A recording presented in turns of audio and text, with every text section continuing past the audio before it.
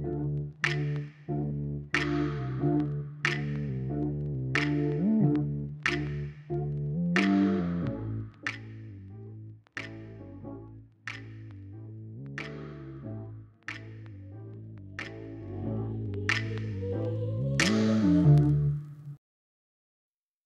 привет!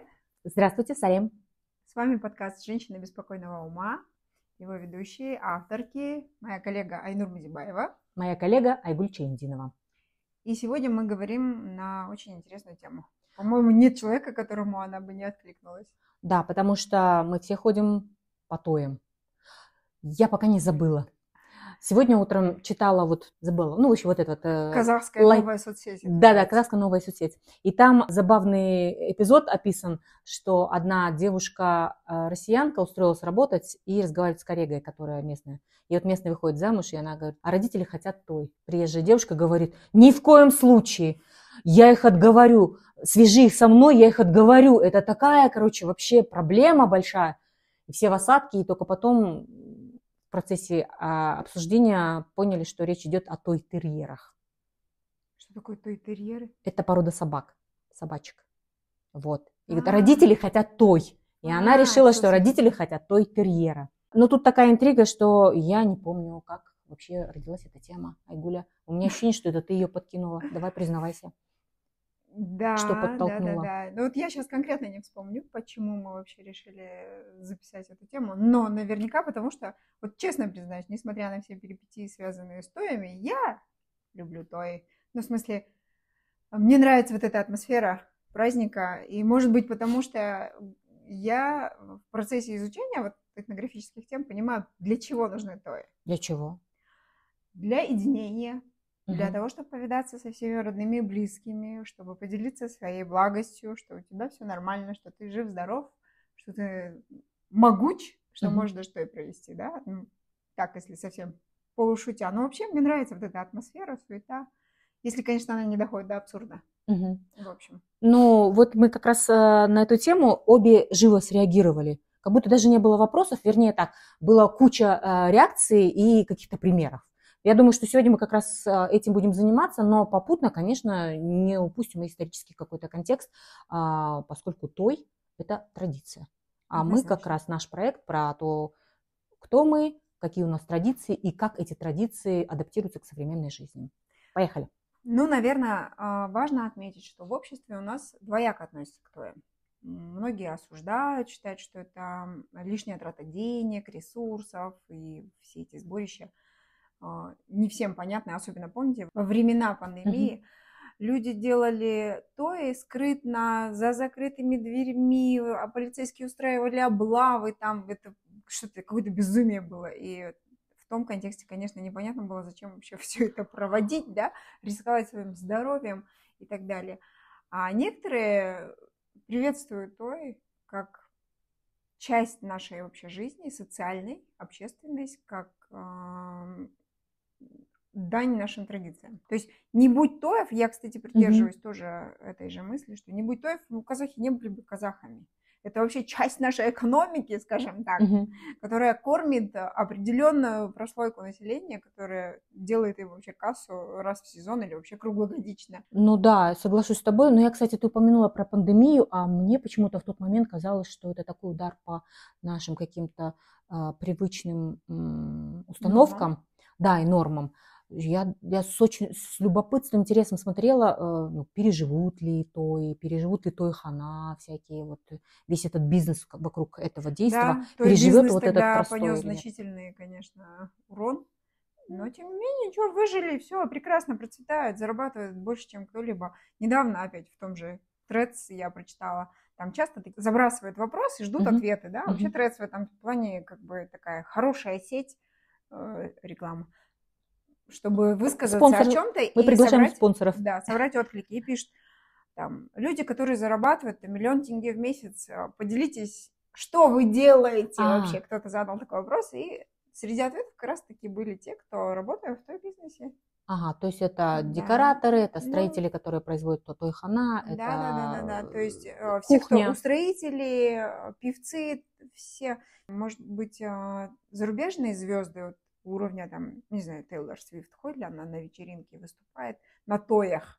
В нашем понимании. Наверное, за большие деньги, да. Ну, Но в нашей среде все звезды, в принципе, никто не считает, что это что-то зазорное. да, конечно, вспомните. Сейчас Это расскажу. Бейонсе же, помните, когда была свадьба внука первого президента Назарбаева в Royal Tulip? Бейонсе же привозили. Ну, это, извините, тойский вообще формат. Цена вопроса все решила. Да, и самое там забавное, короче, это был же очень модный, в то время самый новый модный крутой ресторан. И там за день до этого мероприятия был корпоратив банковских сотрудников. И моя сестра пела на вот этой сцене, и она говорила потом, я пела на одной сцене с Бейонсе. Да, хороший пример. Классный пример. Но надо вернуться к нашей теме. Конечно же, нас интересует во всей этой тойской системе, если можно это так назвать, в этом праздновании, какую роль занимали и занимают женщины. Потому что, как мне видится, вот опять же, все эти мемасики, мемы про то, что там наш папа позвал гостей, сам лежит такой в зале на диване, а женщины на кухне шуршат, да. Вот стоями та же ерунда. Грубо говоря, мужчины объявляют, назначают, всю организационную работу и в том числе соблюдение всех ритуалов, их точное соблюдение, да, всех вот этих реверансов между гостями, приглашенными, обязательно куда там, жигжат и так далее, все ложится на плечи женщин. И они тут выступают как носители определенного знания. Ну вот по поводу распределения гостей и все такое, мне кажется, что, например, юбиляры, ну вот если семейная чета, мне кажется, они вместе этим занимаются. Но говорю, соглашусь с тем, что организационная часть такая, которая невидимая, но которая очень отнимает очень много времени и ресурсов, в том числе нервных, да, это женщины, потому что кто ходит по всем этим, я извиняюсь, барахолкам, где вот эти тойбастары продают, и выбирают, еще советуются, и везут из другого города. Тойбастары это как раз часть, очень важная, именно ритуальная, национальная часть тоя, это тойбастар. Да, это и в этом обряд смысле женщины, конечно, они такие, как ты говорила, агенты, проводники определенного знания. Это говорят умные люди, а я люблю запоминать умные слова от умных людей. Потому что какие отношения между кому какой подарок сделать, кому кит, кому там еще что-то, золотой набор, кого куда посадить, как кто должен выйти, что сказать, в какой момент, последовательность тостов, это самое главное. Вот последовательность тостов. Рассадка гостей – это тоже та традиция, которая сохраняется. Вы можете посмотреть этнографические источники, и они есть. И там, как кочевники организовывали праздники, в каком порядке рассаживали гостей, как была устроена юрта и дастархан. Все есть. В каком порядке выносили мясные блюда. Когда мы делали один из наших фильмов, он был посвящен казанам, важному атрибуту нашей жизни. Потом объясним как-нибудь. Там эксперты, этнографы рассказывали про бишбармак, про ритуальное распределение мяса. Речь идет о документальном фильме «Огонь, мерцающий в сосуде». Здесь использованы сведения из этнографических источников, но я сейчас процитирую из книги режиссера, поэта Бахта Кайырбекова «Мир кочевья. Казахский этикет». И здесь как раз упоминается о мясе и о распределении мясной пищи. И здесь, приносят поднос с крупными кусками мяса. На отдельном подносе подают голову барана и небольшой острый нож. Голову торжественно вручают самому почетному гостю, главе дастархана. Сегодня он бог и царь за этим столом. И в старину голову подавали вождю, и он ее делил с ближайшими сподвижниками, полководцами, батырами, героями, лидерами сражений и походов. И вот, одаряя каждого символической частью головы, он тем самым выделял его над другими. Эти знаки внимания со стороны высокопоставленной особы можно сравнить с вручением боевых наград и регалий. И вот, даже сегодня вы можете, конечно, видеть, что голову преподносят вообще с почестями. Это даже не только на тоях, это просто на узких семейных торжествах. И затем уже есть еще какие-то ритуальные части, как раз которые составляют часть бишбармака. То есть ухо, обязательно грудинку, обязательно язык, глаз. Да, может, даже ты можешь тоже добавить. Что ты, по-моему, как хозяйка, как мать семейства. Я знакома с Я этим. еще не настолько хозяйка, видимо, что не увлекаюсь этим распределением мяса. Но я точно знаю, что определенные части туши, то есть это определенные символы. Да. И вот как это давно было, да, когда еще сидел там, я не знаю, вождь племени, разделял эти куски и тем самым раздавал почести, награды, и это был скрытый язык. Да. Это определенный смысл несло. Если тебе дали в этот раз это, то тебе давали там, я не знаю, шанс или аванс, можно сказать. Если тебе доставался там вот этот кусок мяса, то ты считывал ту информацию, да. До нас дошло уже, понятно, что мы уже давно не воины, мы давно там не И делим не хочу. награбленное, или там завоеванное, не делим там мамонта никакого, но тем не менее продолжается это все уже в современной интерпретации. И, кстати, вот недавно, помнишь, у нас тут на студии записывался подкаст с Ильей Болотхан. Мгм. Она исследует казахские традиции, связанные с едой. Мгм. Она же говорила про то, что еда и традиции, связанные с ней, это как бы правильно так выразиться, чтобы не ошибиться, это связующее, то, что сохраняет нацию нацией. То есть это ткань нашей идентичности, да, Да, национальной. однозначно. Вот откуда родилась эта тема, точно. Вот. Мы тогда Наконец мы вспомнили. обедали очень вкусно, и, в общем.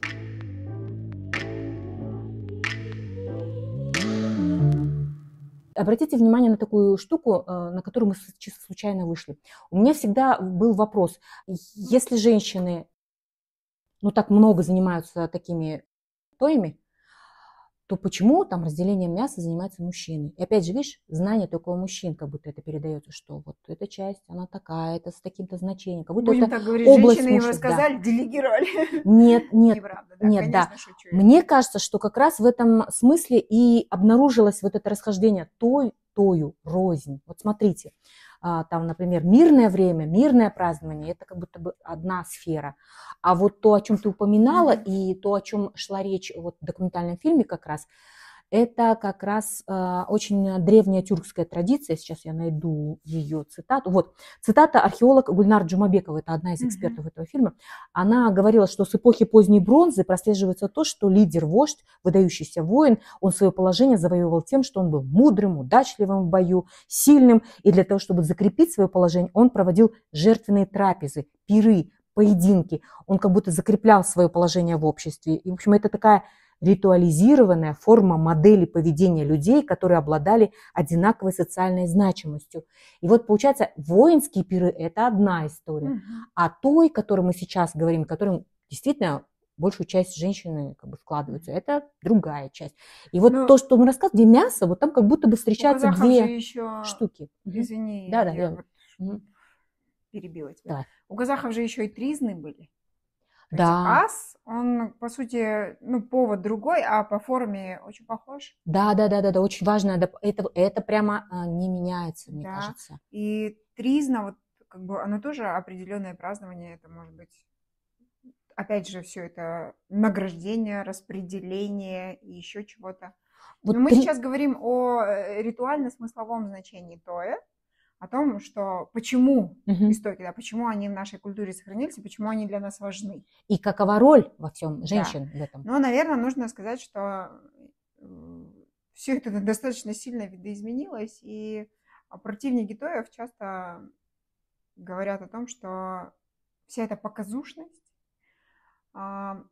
чрезмерное утрирование, может быть, увлеченность, когда ритуал уже уступает место праздности той самой, может быть, да, когда это какое-то там неконтролируемое веселье, но все мы видим, да, иногда в Инстаграме все эти ролики, когда там в конкурсах женщины и убиваются, там пляшут, изгаляются, когда уже как бы форма наполнена совершенно другим смыслом. Это вот то, что говорила доктор философских наук Альмира Нарузбаева, которую, возможно, если у нас получится, мы как-то попробуем вставить цитату ее. Она говорила про культуру празднования и культуру праздности.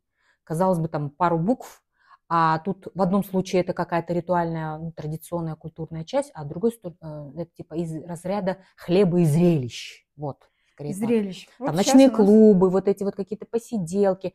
Важная часть нашей социальной жизни, но ее как-то надо как бы понимать, как чему, когда, время и место.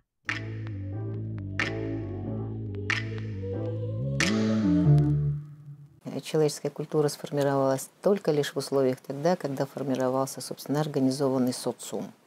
Что консолидировало общество? Это прежде всего ритуал, когда нам показывают по National Geographic, как живут, допустим, племена, первобытные, до сих пор оставшиеся в определенных точках нашей Земли. Это ритуальные танцы, ритуальная музыка. Думаете, они развлекаются? Нет, это не развлечение, а это определенная форма организации. Мы знаем очень много форм вот таких вот ритуалов, которые постепенно трансформировались и перешли в какие-то формы праздников. Для кочевника гость – это уже праздник. Правильно? Для кочевника послушать Акына Жырау – это праздник. Для кочевника вести разговор с попутчиком, собеседником, который расскажет, что он видел в этом, это уже праздник. То есть, прежде всего, для кочевых народов это общение. Праздник, он всегда интерактивен. В празднике нет пассивного человека. В празднике участвуют все. То есть в ритуале. Это здорово. А сейчас досуг понимается как в большей степени как момент развлечения и ничего не делания. Понимаете, когда ты пассивен, тебя должны развлекать. Поэтому получается, что праздник переходит в праздность. Понимаете, в праздность. Вот это вот, ну, как бы потеря смысла праздника.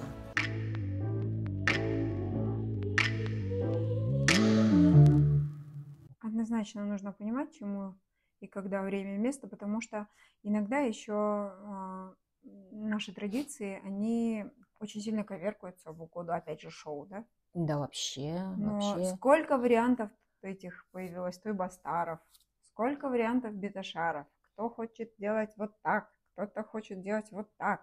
Ой, бай, там, если сундит, то делают ребенка чуть ли не на лошади ввозят На в зал. Мерседесе, там Это что-нибудь все такого, ради да. зрелища, но этому нет никаких документальных свидетельств, что так надо было А делать. люди как будто бы вот апеллируют к Да. опыту Да. предшествующих поколений. Иногда на тоях свадебных, например, достаточно унизительно обращаются с той же невестой, там, я не знаю, заставляют там кланяться. Никто не говорит, что плохо, там, салям беру, все, но когда там до абсурда доходит, в прошлый раз кто-то постил ролик, когда там ролик. ставили ее чуть ли не на колени, там, плеткой кто-то ее хлестал. Ну, вы просто Не было покопайтесь такого. в источниках. Не было такого.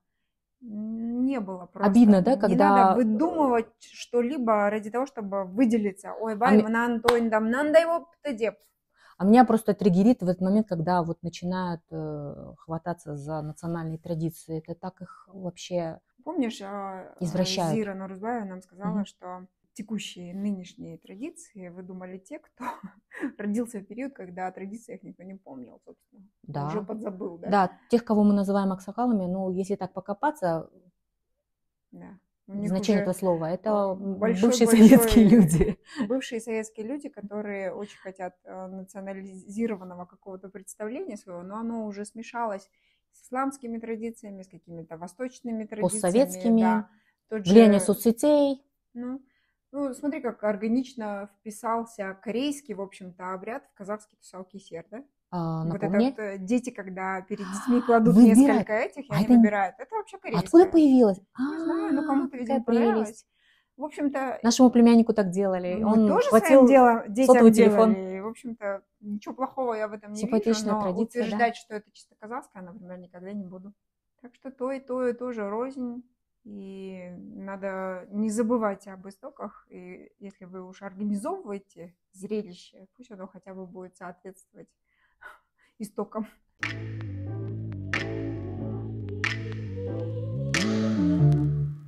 Я предлагаю еще вот о чем упомянуть. Ты немножко говорила про всякие танцы, развлечения, конкурсы, да? В старину частью тоя обязательно были игры. Вот, как сейчас говорили, там военно-спортивные, там еще какие-то игры. У нас в наших проектах мы говорили о состязании «Догони невесту». Хыску, да. Говорили о том, как девушка могла одинаково владеть великолепно верховой ездой луком, стрелами, не знаю, камчой и всем что угодно. Но я тут на днях с удивлением прочитала у венгерского путешественника XIX века Армении Вамбери. Он упоминал о таком интересном обряде, наверное, не знаю. Значит, итак, что писал этот венгерский востоковед XIX века, не мы придумали, его труд «Путешествие по Средней Азии». Иногда невеста во время скачек держит на коленях заколотого ягненка или козу. Жених и его приятели преследуют ее. Она же должна на полном скаку ловкими поворотами избежать преследования так, чтобы никто не приблизился к ней и не вырвал козу или ягненка. Эта игра называется «Көкбөрү» – «Зеленый волк» и распространена у всех номадов Средней Азии. Я очень сильно удивилась этому. О том, что девушки участвовали в кокпаре? Да, потому что я вот в мае ездила на маевку, тоже современный вид тоя, классно, на Джайляу, и вот там был как раз кокпар. Я видела этих парней, мужчин, они такие крепкие, сбитые, и потом в соцсетях, я тоже когда делала тикток на эту тему, мне стала система подкидывать эти ролики, они там показывали в раздевалках, они все в шрамах, в синяках, они все такие, ну, как американские футболисты, то есть про ним каток ездит во время. Я представляю, какие это были невесты лихие, до которых не могли доскакать и отобрать у них ягненка или барашка. Нура, что ты, собственно, удивляешься? Мы столько говорили про женщин-воительниц, про амазонок, которые могли там для удобства себе взять грудь отрезать. Ха! Ну, это фантазия, опять же, может быть, Геродота и же с ним. Может быть, но то есть мы в такие... кочевой жизни представить себе там девушку-казашку, которая отсиживала свой век чисто за занавеской в юрте, да не было такого. И извините, если она там, допустим, единственная дочь отца, а у него там огромное хозяйство, кто баран пасти-то будет? То есть это, в общем... Иди, а там волки, там еще кто-нибудь, там барымтачи. Выносливые девчонки такие. Или, извините, на твой аул нападут. Ты тоже не будешь сидеть отсиживаться. Все девчонки наверняка умели обращаться с оружием и шли и доказывали. Ну и примеры, мы сами же рассказывали про этих девчонок. Назым, Арина, Лакат, они все были богатырками. И я вообще не удивляюсь, что они там могли в кокпаре кого-нибудь запросто порвать, догнать, пнуть. Это сейчас мы стали почему-то скромные, там все... Идеал казахской девушки стал такой, что она там молчаливая, скромная, лишний раз рот не откроет, скромно потупив глазки, сидит с краешки, никому не мешается. А если она сильно агрессивная, то, в общем, огребет за это. Да. Но я... Если она сильно агрессивная, скажет, что она насмотрелась западных традиций, что она вообще не совсем-то казашка. Вот так.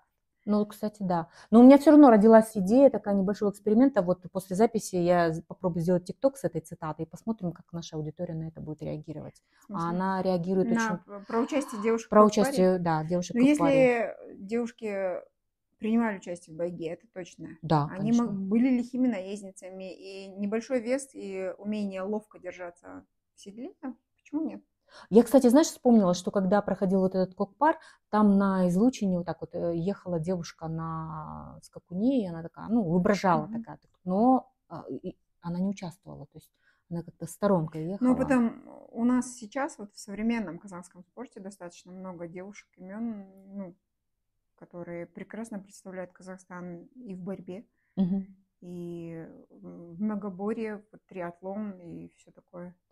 Ну, я все-таки... Но это все равно исключение, скорее. Я поэтому-то и очень удивилась. А я такая среднестатистическая казахстанская женщина. Так что да, вот любопытно, да, любопытно, что этот провал у меня вот так вот выявился, что я первый раз удивилась. Ну, как-то жизнь полна неожиданностей. Еще одна забавная цитата. Ну, она не забавная. Эта цитата забавная. Она относится к первой части нашего подкаста про поедание мяса. Всегда искала, короче, возможность процитировать ее. Обожаю эту цитату. Мы делали когда-то проект, который назывался Sketchbook. Мы придумали, типа, некую социальную сеть, в которой писали свои заметки и постили свои фотографии, картинки путешественники разных веков. И вот, значит, сохранился у меня с с той поры, значит, одна цитата. На Мангышлаке в начале 20 века побывал Рихард Каруц, это немецкий исследователь. Есть книжка, очень любопытная, почитайте, пожалуйста. Много теплых слов в адрес кочевников оставил этот человек. И вот, значит, но это не его цитата, вот он цитату чужого человека, значит, приводит. И, значит, я думала, какой шок, наверное, испытывают люди из другой культуры, оказавшись на той у кочевников, значит. Что сказал о киргизах один прежний писатель? Они вообще страшные обжоры. Часто, вернувшись с охоты, они в первый же присест вчетвером съедают барана. И вот Каруц пишет: я даже думаю, что это еще ниже действительности, что найдутся и такие, аппетиты которых капитулируют лишь при втором баране. Но как они при этом наслаждаются, может судить только тот, кто видел это воочию. Кто хочет составить себе понятие, как образовались доисторические отбросы в пещерах и кьёк-кенмидингерах, должен хоть раз поесть с киргизом баранины. Он узнает только тогда, что значит очистить тарелку, с каким рвением, умелостью и успехом можно обрабатывать баранью косточку, с какой настойчивостью и находчивостью можно ее глодать и грызть, раскусывать и отламывать, объедать и высасывать, и как безупречно можно ее очистить без всяких аппаратов. Кибитка с киргизами за бараниной, жадные руки, скрежещущие зубы, хватающие губы и блестящие от удовольствия глаза представляют картину, которую никогда не забудешь. Ну да, конечно, если каждому мальчику или там девочке с детства внушает, что от того, насколько чисто ты обгладаешь эту косточку, будет зависеть внешность твоего будущего такая, избранника. Да, есть такая-то. Поэтому косточка. моя мама великолепно вот это все делала в детстве для нас. Если ты плохо обгладаешь, у тебя будет невеста некрасивая или жених там. А если почище, то все будет. Ну как тут не постараться? Вот женщины-проводники вот этой традиции в данном случае, семейной, по крайней мере. Кстати, в этом году в нашей семье было несколько тоев, к счастью. Это всегда праздник, всегда классно. И приезжали мои родственники-иностранцы. Есть у меня таковые. И впервые участвовали во всех наших празднествах.